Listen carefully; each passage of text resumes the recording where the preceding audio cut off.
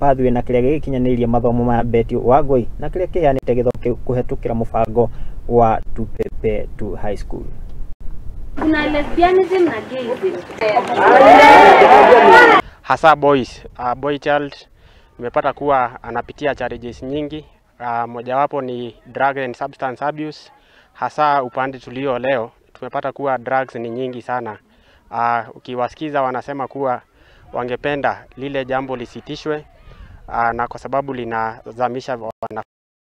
Tumepata pia kuwa boys wana shida ya mahusiano ya kiume kwa kiume, na pia wanapendekeza kuwa wale wanashindwa kuendelea na shule kwa sababu ya kalo wawe na jinsi wanavyoweza kusaidiwa ili wajiunge na shule ya upili.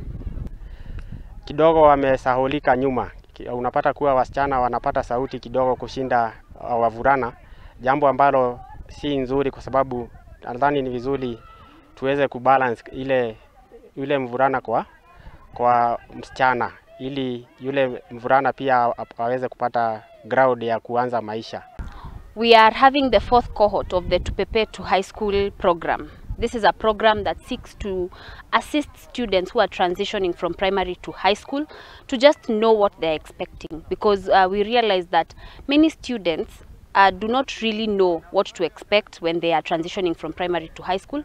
They're expected to just go and figure it out on their own, and this brings a lot of challenges. So this program is aimed at just empowering them and letting them know that what they are facing, some people have faced before, and just encouraging them to be able to face this heads on. Help them to be able to have a little confidence, that help them to familiarize and adapt very quickly when they got to high school, making them be able to not fall into other temptations, because we understand that students around the adolescents in this age fall victim to a lot of issues. There's peer pressure, there's drugs, there's teenage pregnancies. The boys do not even know about early fatherhood. So when they talk about it here, they have some knowledge about it by the time they get to high school, and this helps them a lot just to focus their strengths and their energies where it matters. 4 +